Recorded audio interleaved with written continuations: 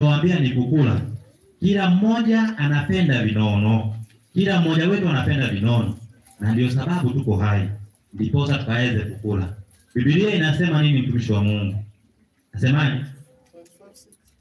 25:6 Biblia inasemaje? Maandiko yanasema. Inasema hivi. Inasema nini? Na katika mlima huu, sasa katika mlima huu wa pekee, Bwana wa majeshi atawafanyia mataifa yote. Sasa atawafanyia mataifa wote karamu ya vitu vinono. Karamu ya vitu vinono. Karamu ya iliyokaa juu ya urojorojo. Imekaa juu ya urojorojo wake.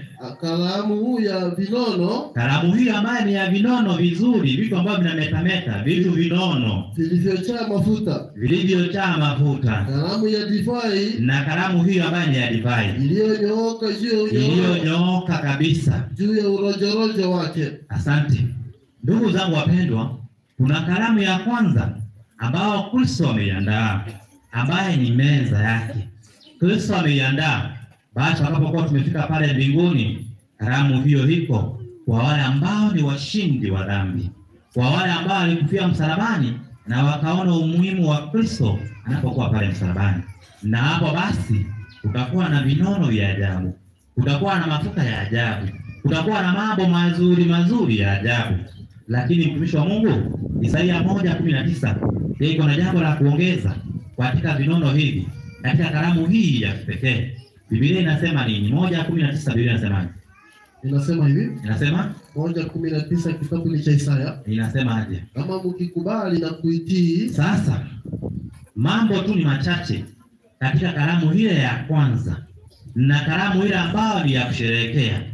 Jambo tu ni kutii na kufanya nini? Mtakula mema ya nchi. Utakapokuwa mmetii, mfuate amri za Mwenyezi Mungu, mfuate yale ambayo ni ya Mwenyezi Mungu, basi kwa hakika basi mtakula mema ya nchi. Bwana asifiwe. Amen. Na hiyo ndilo ombi letu, kila mmoja wetu kaweze kuwa katika hali ya kutii sheria za Mwenyezi Mungu na kufuata maagizo yake tunapokuwa katika ulimwengu huu wa dhambi. Bwana asifiwe. Kwa hivyo ndugu zangu wapendwa ambaye mko hapa, hilo ndilo jambo ambalo nikaweza kuelekeza. Na hebu tuelekee katika kitabu cha Ufunuo 2:7. Pia iko na jambo la kueleza. Basi katika sherehe hii tutakuwa na mambo gani? Tutakapokuwa tumesikia tunapata mambo gani? Nani yule ambaye amefika pale 2:7? Biblia inasema nini mtumishi wa Mungu? Inasema yeye aliye na sikio. Sasa yeyote yule aliye na sikio lazima akatii sheria za Mwenyezi Mungu na alisikie neno hili, na asikie neno la Mwenyezi Mungu ambayo Roho imenena.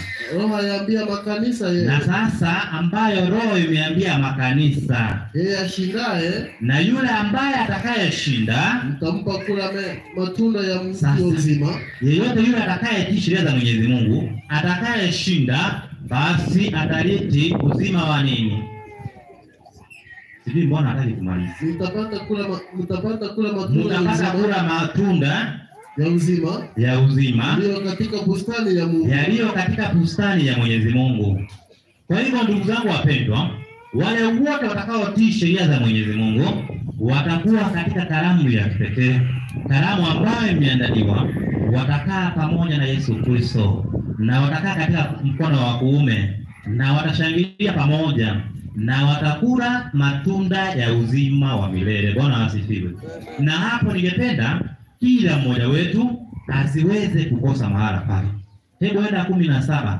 Pia kuna jambo ambalo naliangazia. Huyo tu. Nasema nini 17? Yeye aliye na sikio. Sasa yeyote yule aliye na sikio na alisikie neno hili ambalo jambo hili ambalo Roho ayaambia makanisa. Roho baada anaendelea kuambia makanisa. Yeye ashindaye, na yeyote yule ambaye atakayeshinda, mtampa baadhi ya ile mema. Mtampa baadhi ya ile mema iliyofichwa. Nami nitampa jiwe jeupe. Na juu ya jiwe hilo limeandikwa jina jipya, sababu amekuwa mshindi, asilolijua mtu yeyote, ila yeye aliyelipokea. Bwana asifiwe. Kwa hivyo kuna tunu ambao tutapokea, wale ambao watafuata sheria za Mwenyezi Mungu, wale ambao watamfuata Kristo. Kuna tunu